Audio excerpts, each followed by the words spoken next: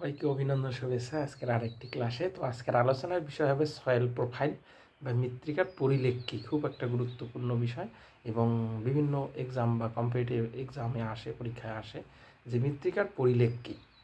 এর আগে আমরা মৃত্তিকার স্তর বা হরাইজন জেনেছি, আজকে আমরা জানব মৃত্তিকার প্রোফাইল বা মৃত্তিকার পরিলেখ কী। তো পাশে থাকবে, সঙ্গে থাকবে, ভিডিওটা পুরোটাই দেখবে, তাহলে মৃত্তিকার পরিলেখ বা সয়েল প্রোফাইল সম্পর্কে ধারণা হবে। তো আমরা যদি দেখি যে একটা আদর্শ বা পরিণত মৃত্তিকা, আদর্শ বা পরিণত মৃত্তিকা কি, যে মৃত্তিকার মধ্যে তিনটা স্তর এ বি সি পরিষ্কারভাবে লক্ষ্য করা যায়, সেই মৃত্তিকাকে বলা হয় পরিণত মৃত্তিকা বা ম্যাচিউর সয়েল। মানে পরিপূর্ণ হয়েছে মৃত্তিকা, পরিপূর্ণভাবে গঠিত হয়েছে, এই জন্যকে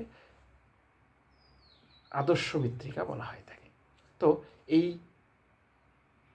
পরিণত মৃত্তিকাকে ভূপৃষ্ঠ থেকে নিচের দিকে, মানে একটা আদর্শ বা পরিণত মৃত্তিকাকে ভূপৃষ্ঠ থেকে নিচের দিকে মূল বা আদি শিলাস্তর পর্যন্ত, নিচে যে আদি শিলা থাকে, আমরা জানি এই আদি শিলার বা প্যারেন্ট রকের উপর তো মৃত্তিকা গঠিত হয়। তাহলে ভূপৃষ্ঠ থেকে এই আদি শিলা পর্যন্ত লম্বভাবে, কিভাবে লম্বভাবে ছেদ করলে ভূপৃষ্ঠের সমান্তরালে সুনির্দিষ্ট গ্রথন বা টেক্সচার, স্ট্রাকচার বা গঠন, রং বা কালার, রাসায়নিক ও ভৌত ধর্ম বিশিষ্ট কয়েকটি স্তর পরিষ্কারভাবে দেখা যায়, যেমন এ বি সি। একেই বলে মৃত্তিকার পরিলেখ। এই যে স্তরগুলো ভূপৃষ্ঠ থেকে নিচের দিকে আদি শিলা পর্যন্ত, প্যারেন্ট রক পর্যন্ত উলম্বভাবে প্রস্থচ্ছেদ করলে যে স্তরগুলো দেখা যায় পরিষ্কারভাবে, যেমন এ বি সি, একটা আদর্শ মৃত্তিকা এ বি সি। এই তিনটা স্তর যার ধর্ম, ভৌত ধর্ম, রাসায়নিক ধর্ম জানা যায় বা আলাদা আলাদা। হ্যাঁ, এই এই ভৌত ধর্ম, রাসায়নিক ধর্ম কেন আলাদা? যেন প্রত্যেকটা স্তরের গুণাগত বৈশিষ্ট্যগুলো আলাদা, মানে গুণাগুণ আলাদা। তাই আমরা বলতে পারি যে এই তিনটা স্তর পরিষ্কার থাকলে সেই মৃত্তিকাকে আমরা আদর্শ মৃত্তিকা বলি।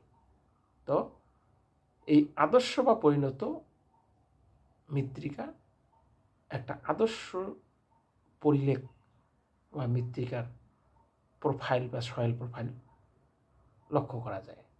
তাহলে আমরা বলতে পারি যে আদর্শ বা পরিণত মৃত্তিকায় পরিলেখ আদর্শ হয়ে থাকে, কারণ তিনটা যদি স্তর পরিপূর্ণ গঠিত হয় তাহলে তার আদর্শ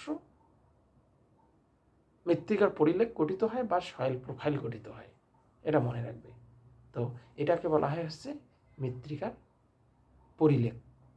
তাহলে কি বললাম, ভূপৃষ্ঠ থেকে আদি শিলা পর্যন্ত লম্বভাবে ছেদ করলে কতগুলো স্তর লক্ষ্য করা যায়, এই স্তরকে বলা হয় মৃত্তিকার পরিলেখ, যার প্রত্যেকটা স্তরের বৈশিষ্ট্য আলাদা আলাদা হয়ে থাকে।